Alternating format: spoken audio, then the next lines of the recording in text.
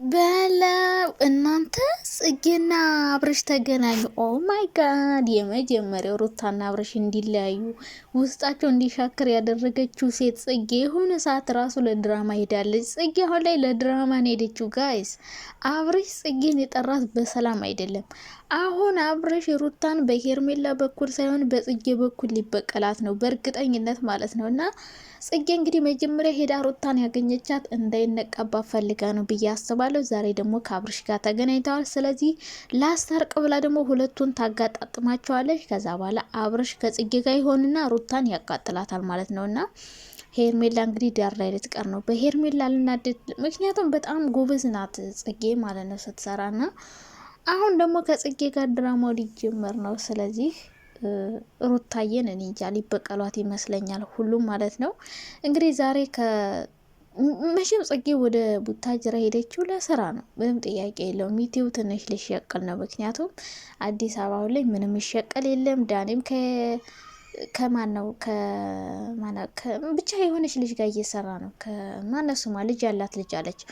እና አብርሽና ጽጌ በአዲስ ስራ ሊመጡ ነው ጋይስ።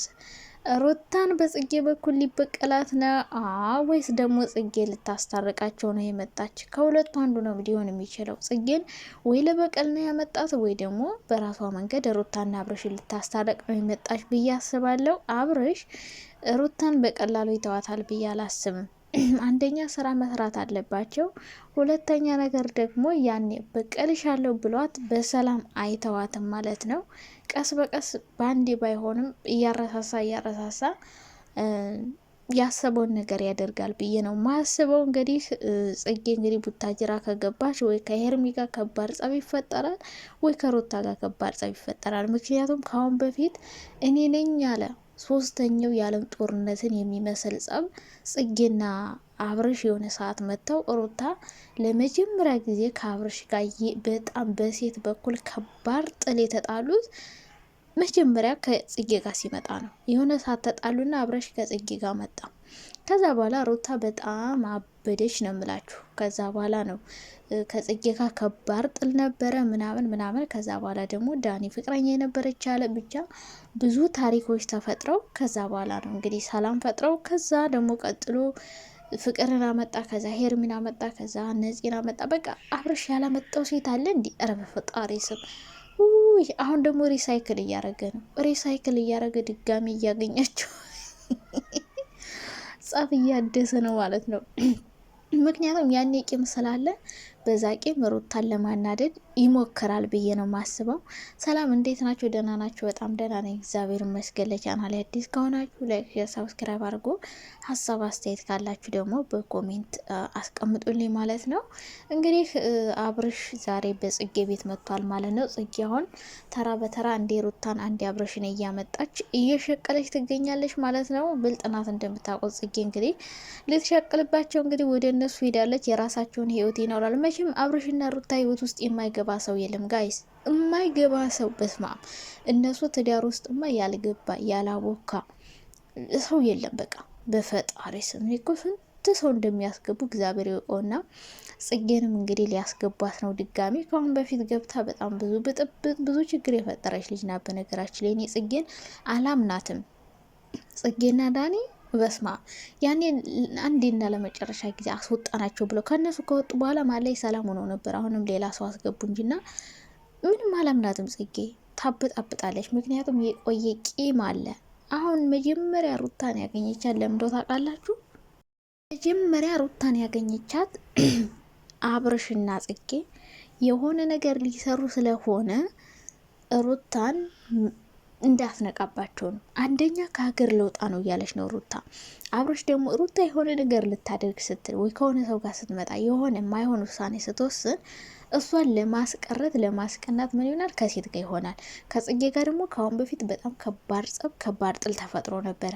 ጽጌና አብርሽ አብረው ሆኖ ማለት ነው። ስለዚህ አብርሽ ሩታን ለመበቀልም ከሆነ ከሀገር እንዳትወጣ ለማድረግ ምናልባት ከጽጌ ጋር ሊሰራ ይችላል ብዬ አስባለሁ። ሄርሜላን ትቼታለሁ በቃ። ጽጌ ደግሞ ጓደኛ ናት፣ ቤስት ፍሬንድ ናት። ስለዚህ ብቻ የሆነ ድራማ ሊፈጥሩ ይመስለኛል ጽጌና አብርሽ ከተገናኙ። ምክንያቱም ሁለቱም ክሬቲቭ ናቸው። ጽጌም ክሬቲቭ ናት፣ ሩታ እቺ ማነው አብርሽም ክሬቲቭ ነው የሆነ መላ ፈጥረው ከዛ በኋላ ማለት ነው የሆነ ነገር ድራማ ይሰሩና ሩታ ምን ይሏታል? አንቺን ለማስቀረት ብለን ይህን ነገር ያደረግነው ለአንቺ ብዬ ነው ምናምን ብሎ አብርሽ ሩታን ይሰክሳታል ማለት ነው።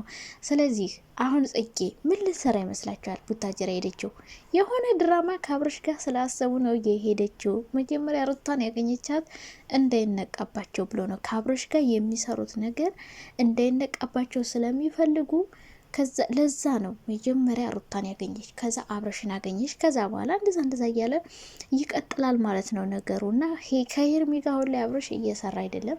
መስራት ስላልፈለገ ይሁን በሄርሚ በኩል በቀሎ አልሳካለት ስላለ ይሁን ከሄርሚ ጋር በሚያደርገው ነገር ሩታ ወይ አልናደድለት ብላለች ምናምን ብቻ በሆነ መንገድ ወይ ሩታን ለማስቀረት ነው ወይ ለመበቀል ነው ጽጌን ወደዛ የወሰዳት። ጽጌም ለመስራት ነው እንጂ ቪዲዮ ማሰራ ከሆነ በቻናሏ ጥቅም ካላገኘች ታዲያ ጽጌ ሆቴል ተከራይታ ነው እዛ የምትቀመጠው። ለዩቲዩብ ብላ ነው ሄደችው፣ ስራ ብላ ማለት ነው።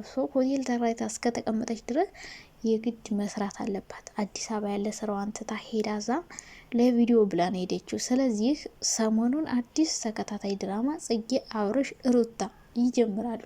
ሩታና ጽጌ አብርሽ ከሰሩ ደግሞ ዳንም ይሄዳል። ዳንም ይሄድና ሌላ ልክ የዱሮ በቃ ወይኔ ጽጌ ዳኒ ሩታ አብረሽ ሲሰሩ ሳለ ማለት ነው በለው ቪዲዮቸው እንደ ጉር ነበር የሚታይ ነው የምላችሁ። እስከ 500 ባንዴ ጽጌ ባንዴ ጊዜ 100 ሺህ የገባች ዳኒ እንደዚሁ ባንዴ 100 ሺህ እና በጣም ነበር የሚታይላቸው። ምክንያቱም ሁለቱም ሶሻል ሚዲያ ተጽዕኖ ፈጣሪ ናቸው። ከዛ ሁለቱ ግሩፕ ተካፍሎ ሮያል ፋሚሊ እና ግሬስ ፋሚሊ የሚል ስም ራሱ ያመጡት ከነ ዳኒ ጋር ከተገናኙ በኋላ ነው እና በጣም ዩቲዩብ ላይ በፈጣሪ ስም በዛን ጊዜ ማለት ነው ኦ ማይ ጋድ በጣም ነበር የምንከታተላቸው። የሚሰሩት ስራ ቢያናድደንም ጥሩ ባይሆንም ግን ወይ ሰፍ ብለን በቃ ተከታታይ ድራማ በጣም ነው የሚያምረው በእነሱ። በነገራችን ላይ ከሄርሚ ከአሁኖቹ ጄማ ጋር ሆኖ ከሚሰራ አብረሽ ከሩታ ወንድሞች የሆነ እነዚህ የሩታ ወንድሞች የአብረሽ ጓደኞች ምናምን የሆነ ንግግራቸው ህገወጥ ነገር የሆነ ጋጠ ወጥነት የበዛበት የሆነ ስርዓት የለው የማያዝናና። ዳኒና ጽጌስ በፈጣሪ ስም ድራማ ቢሆንም ማለት ነው በጸብ መልኩ ራሱ እኮ ሲያዝናኑ ንግግራቸው በጣም ነው የሚያዝናነው እና ሮማንቲክ ነው የሚያደርጉት ምናምን እና የእነሱ በጣም ነው የሚመስጠው። ድራማ ሆኖ የሆነ ሪያሊቲውን ወደ ድራማ ቀይረው ሲሰሩት በፈጣሪ በጣም ነው የሚያምርባቸው። አራቱ ሲሰሩ ዳኒ በተለይ ኦ ማይ ጋድ እንዴት እንደሚያዝናናን ነበርና ያኔ ግን በዛ ድራማ ግን አብርሽ በጣም ነው የተናቀው የተዋረደው ምናምን የሌለ ነበረ ያዋር። በእርግጥ አሁን የሩታ ወንድሞቹም እንዲሁ አንገቱን እያነቁ እየገፈተሩ እየሰደቡት ምናምን ነው ድራማ የሚሰሩ። በአሁኑም በእርግጥ ተዋርዷል፣ ግን ይዛነው ይብሳል። በስማ ውጭ ወጥተውና እንደባደብ እስከ ማለት ቲክቶክ ራሱና ያበደ ድራማ አለ ሰሞኑ። ጠብቁ ዝም ብላችሁ።